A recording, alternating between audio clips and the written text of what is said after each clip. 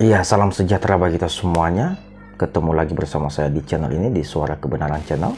Salam damai bagi kita semuanya dan salam toleransi. Bapak, Ibu, dan teman-teman sekalian, pada bagian ini marilah kita sama-sama mendengarkan tanggapan para apologet Kristen terkait dengan serangan yang dilakukan oleh artis Syahrini kepada Tuhan Yesus Kristus, yang mana dia menganalogikan bahwa Yesus Kristus itu sama seperti manusia biasa yang tentunya memiliki sifat-sifat manusia pada umumnya, yang mana dia mengatakan bahwa Yesus itu memiliki pengetahuan yang terbatas. Nah, teman-teman semuanya, seperti apa tanggapan dari apologet Kristen? Marilah langsung saja kita simak video yang berikut ini. Mari kita langsung nonton atau kita lihat ya. Kita langsung lihat saja apa yang menjadi yang dia sampaikan, yang dia bikin di dalam postingannya. Oke, kita sudah masuk ke dalam postingannya ya. Ini beritanya. Jadi ini adalah Ince Syahrini. Siapa yang nggak tahu orang ini kan ya? Iya, dia mengatakan seperti ini di berita ini ya. Unggahan Syahrini ini picu kontroversi dan protes warganet. Kenapa? Sebenarnya ini telat kalau saya bahas ya, karena ini dari 27 Desember lalu. Padahal ini sudah tanggal 2. Tapi nggak apa-apa, kita akan bahas, kita lihat dari perspektif Kristen ya. Di sini dikatakan seperti ini. Syahrini ngomong kayak gini nih, Cek. Yang disampaikan itu dia mengatakan bagaimanapun di dalam kitab suci. Nah, bagaimanapun di dalam kitab suci, Yesus lahir, makan, tidur, berdoa. Nah, ini dikatakan bagaimana Yesus lahir, makan, tidur, berdoa. Ini semua kemanusiaan Yesus yang mana ia lakukan ya. Dan dari sini dia berangkat menuju kata dan punya keterbatasan pengetahuan. Dia menyerang satu hal yang mana menurut dia itu manusia yang terbatas. Yesus itu dia makan, minum, bahkan dia terbatas pengetahuan atau omniscience-nya terbatas. Ya, saya tambahin lah supaya kamu agak pintar dikit. Omniscience, omnipotence yaitu kemampuannya terbatas ya, sama omnipresence. Omnipresence adalah ketidakterbatasan dia dalam hadir di satu tempat. Hal-hal ini terbatas sehingga dia dari sifat-sifat Yesus yang terbatas ini kemudian dia bilang begini. Sementara Islam mengajarkan bahwa Tuhan selalu sempurna. Sekarang kamu bahas Yesus Kristus, kemudian kamu bandingkan dengan Islam yang mengatakan Tuhan itu selalu sempurna. Sekarang pertanyaan saya, Yesus itu adalah Allah yang jadi manusia. Dia membatasi dirinya untuk jadi manusia. Terus kamu angkat kemanusiaan Yesus itu untuk berusaha nyerang orang Kristen. Itu maksudmu apa hari ini? Kamu itu harus tahu bahwa Yesus itu kan jelas ya, dia sepenuhnya dia adalah Allah, dia juga sepenuhnya manusia. Kalau kamu mau bahas Yesus, nggak boleh kamu bahas cuman kemanusiaan Yesus. Dia juga Allah gitu loh. Kamu harus bahas ketidakterbatasan Yesus. Nanti ya, nanti saya akan bahas ke situ. Tapi ini perlu diluruskan nih pemikiranmu. Sampai di sini dulu, kita akan lanjutkan. Umat Kristen harus menanyakan kembali gagasan tentang Tuhan. Orang Kristen harus menanyai kembali tentang gagasan tentang Tuhan. Justru harusnya kamu yang tanya kepada saya hari ini, gagasan Kristen tentang Tuhan itu bagaimana? Bagaimana bisa kamu sok tahu tentang kekristenan padahal kamu nggak tahu apa-apa? Kalau kamu cuma bahas Yesus dari segi dia berdoa, dia makan, dia tidur, dan kamu mengatakan bahwa kamu tahu tentang Yesus dalam perspektif Kristen, itu jelas kamu keliru, fatal itu hari ini. Saya akan bahas itu, tapi kita akan bahas sekaligus yang disampaikan oleh Felix Yau, yang dia juga tersesat. Bikin diri tahu tentang Kristen, emangnya kamu dulu Kristen, Felix? Di mana-mana kamu ngaku ateis. Sekarang kamu ngaku Kristen. Kamu aja nggak tahu Taman Eden yang dimakan apa, nggak tahu kan? Katanya apel kan? Kristen dari mana aku, Felix? Ini dia bahas, si Felix ini dia mengatakan bahwa sebenarnya Yesus Kristus itu sama dengan Isa Al-Masih menurut dia. Loh, ini juga kekeliruan fatal. Kau harus tahu. Mari kita akan dengar ya. Kita akan dengar videonya. Dalam materi-materi saya menyampaikan bahwa Yesus itu adalah Isa. Karena kenapa? Karena memang ada banyak sekali perbedaan-perbedaan yang memang diakibatkan perbedaan bahasa aja. Contoh misalnya, Muhammad itu dalam bahasa Indonesia. Ya. Tapi dalam bahasa Turki itu jadinya bukan Muhammad tapi Mehmet. Oke. Nah, Mehmet tapi sama Muhammad. Kalau misalnya di Malaysia dia bisa disingkat jadi Mat. Maka Isa sama dengan Jesus. Boleh nggak kita menyebut Yesus Kristus? Menurut saya boleh. Kenapa menyebut Yesus Kristus itu boleh? Karena Yesus Kristus adalah translasi dari bahasa Arab Isa Al-Masih. Dia punya ibu namanya Maryam. Kalau misalnya di Kristen namanya Maria gitu kan ya. Artinya ya beda-beda tipis lah. Yesus di dalam Alkitab itu berbeda dengan Yesus di dalam Al-Quran. Itu bagus, itu benar. Oke. Tapi tidak menjadikan orangnya beda. Ya, itu pembahasan dari Felix Yau. Sebenarnya dia mengatakan seperti itu sedang membohongi dirinya sendiri. Sebenarnya dia tahu betul bahwa Isa Al-Masih dan Yesus Kristus itu adalah dua sosok yang berbeda. Sebenarnya maunya sama, tapi keliru yang disampaikan ini gitu. Kenapa? Kenapa yang disampaikan keliru? Karena isinya berbeda. Sekarang secara sederhana aja kita akan bahas ke Felix Yau nanti ya. Tapi kita masuk dulu kepada Syahrini. Ini dua hal yang sebenarnya mirip.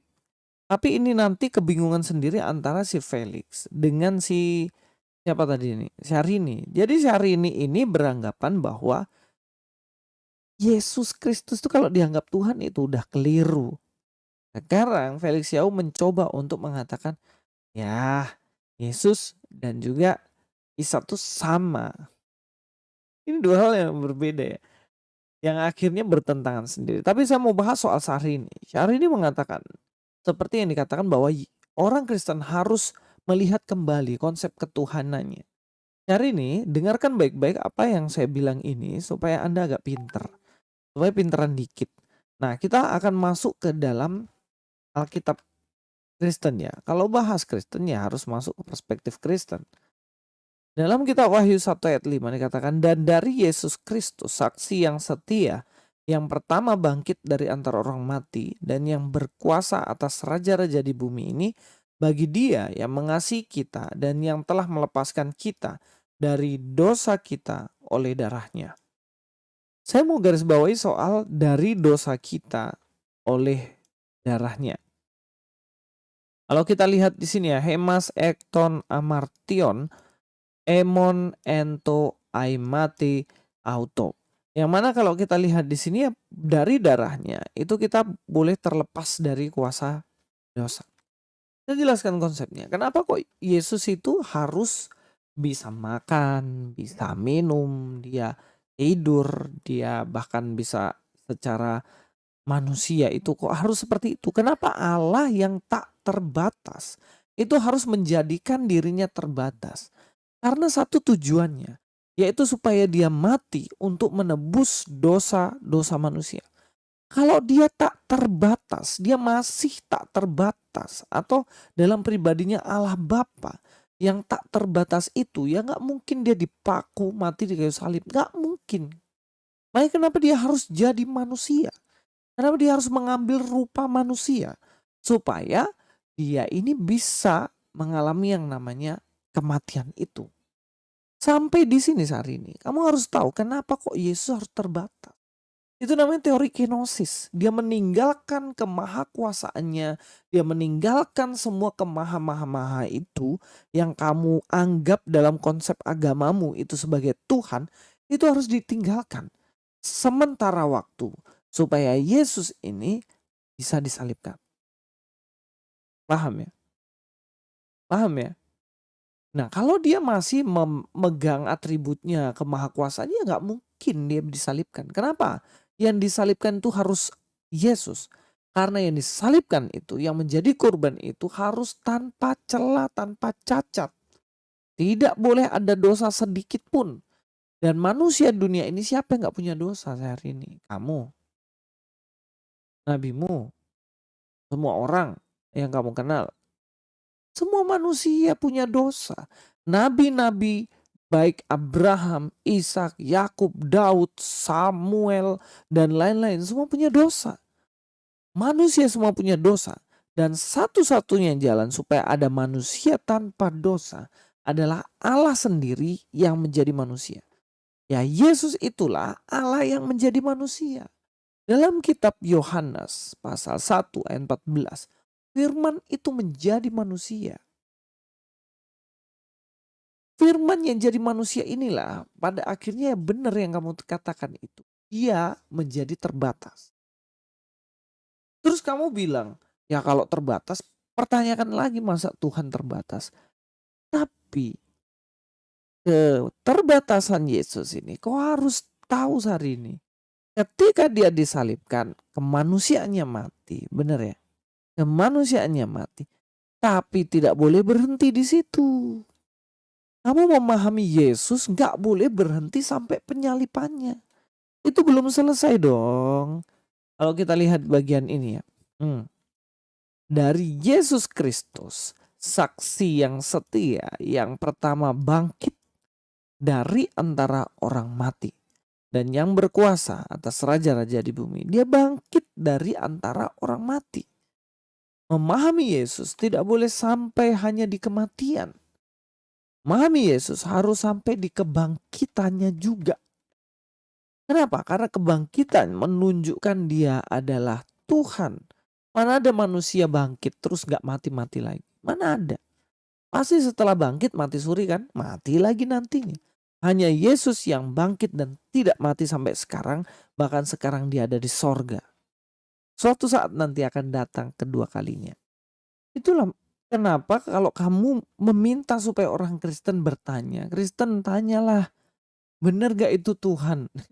Sekarang pertanyaan saya, kamu itu benar-benar tahu Yesus Kristus dalam Alkitab apa enggak sebenarnya? Kok bisa bikin postingan seperti itu? Ya pertanyakanlah. Pertanyakan ini ya hari ini ya. Kenapa bisa Yesus dalam catatan-catatan sejarah, dia ini lahir di Bethlehem. Kenapa bisa di ajaranmu dibilang Yesus lahir di Jericho? Kenapa bisa? Iya kan? Tanya itu Donditan. Tanya itu kayak nama. Terus pertanyaan saya. Menurut catatan sejarah, Yesus itu yang jelas-jelas dia lahir di kandang. Karena waktu itu ada sensus penduduk. Kemudian dia pulang ke Bethlehem. Di Bethlehem itu banyak sekali orang yang pulang kampung sehingga dia tidak dapat penginapan. Lahir di kandang. Kenapa bisa tiba-tiba menurutmu dan ajaranmu lahir di mana tadi? Di bawah pohon kurma. Kenapa bisa? Pernah tanya nggak? Pernah tanya nggak? Kenapa bisa Maryam ibunya Yesus menurutmu itu, dia itu saudaranya Harun? Kenapa bisa? Pernah tanya apa enggak? Padahal kan Harun itu adalah saudaranya Musa. Itu kan jauh sekali ribuan tahun selisihnya dengan Yesus. Dan Miriam itu kakaknya Musa. Mereka kan bertiga saudara Harun, Miriam dan juga satunya Musa. 3 orang kan bersaudara. Miriam di situ itu bukan ibunya Yesus. Kenapa bisa? Pernah bertanya nggak saat ini? Tolong bertanya dan jelaskan kepada saya. Nah ini juga bersambung dengan apa yang disampaikan oleh si Felix Yau. Felix Yau mengatakan ya perbedaan antara Yesus dan Isa itu hanya perbedaan bahasa. Loh nggak bisa kamu mengatakan seperti itu, nggak bisa. Secara bahasa Yesus jelas di bahasa Arab juga Isa Al-Masih itu sama. Cara bahasa orang Kristen Arab juga pakai kata Isa Al-Masih. Gak masalah gitu. Tapi yang jadi persoalan, konten yang kamu pahami tentang Yesus dan Isa ini sama apa enggak? Loh kalau dibilang tadi jelas beda loh. Beda. Yesus lahir di Bethlehem. Yesus putra Maria. Yesus dia lahir di kandang. Kisahnya jelas berbeda. Yesus mati di kayu salib. Dia bangkit pada hari yang ketiga. Dan kemudian akan datang kedua kalinya. Sama apa enggak? Dengan Isa yang kamu percayai si Felix. Beda kan? Beda. Jadi jangan hanya bicara, oh itu beda, cuman beda. Beda apanya tadi tuh? Hanya beda secara bahasa. Oh nggak bisa, kamu harus jujur bahwa Yesus dan Isa beda secara esensial. Ya saya nggak tahu ya, mungkin maksud Anda itu sama Yesus yang itu. Tapi faktanya beda, faktanya berbeda. Anda tidak mempercayai Yesus yang sesuai fakta sejarah. Pertanyaan saya, oh percaya yang mana? Kamu percaya yang mana? Yesus yang lahir di Bethlehem menggenapi seluruh nubuatan perjanjian lama. Yang di Bethlehem dan juga dia lahir di kandang. Yang dia mati di salib. Dan juga bangkit pada hari yang ketiga. Naik ke surga, turun lagi kedua kalinya nanti. Atau kau percaya Yesus yang lahir di Yeriko katanya. Yang lahir di bawah pohon kurma. Yang tidak disalibkan. Dan katanya akan datang dari langit. Yang mana yang Anda percaya? Jangan kabur imanmu Felix dan Syahrini. Gak usah pertanyakan tentang iman kami. Pertanyakan dulu tentang imanmu. Dan apakah kamu tahu tentang Kristen? Kalau gak tahu, diam aja. Ya, be with you.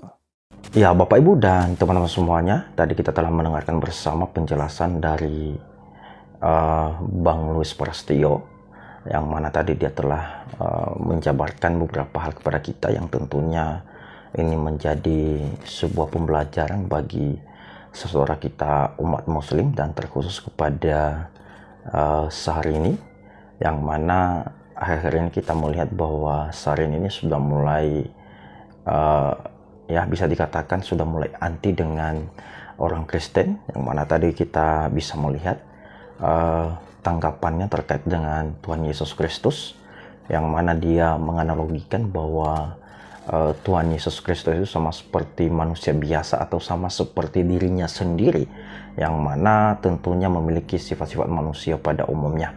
Tetapi yang kurang pasnya Bapak Ibu, yang mana tadi dia mengatakan bahwa Yesus itu memiliki pengetahuan yang terbatas. Bapak Ibu dikasih oleh Tuhan, tentunya kalau kita berbicara tentang Yesus, bahwa saya mau katakan bahwa Yesus adalah dia adalah sosok yang tidak bisa disamakan dengan manusia pada umumnya, karena tentunya dia memiliki karya-karya yang luar biasa dengan mukjizat-mukjizat yang dilakukannya, dengan penyelamatan yang dilakukan oleh Tuhan Yesus melalui kayu salib, dan kita tahu bahwa ajarannya itu berbeda dengan ajaran-ajaran manusia biasa pada umumnya.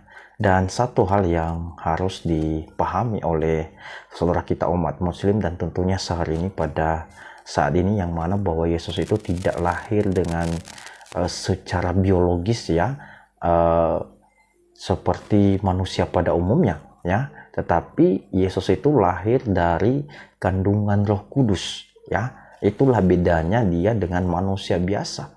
Dan tentunya bahwa Yesus ini ya salah satu ya manusia yang tidak berdosa, dan tidak ada kitab suci yang menjelaskan bahwa dia adalah manusia yang berdosa, sebab dia adalah Tuhan dan juru selamat bagi umat manusia.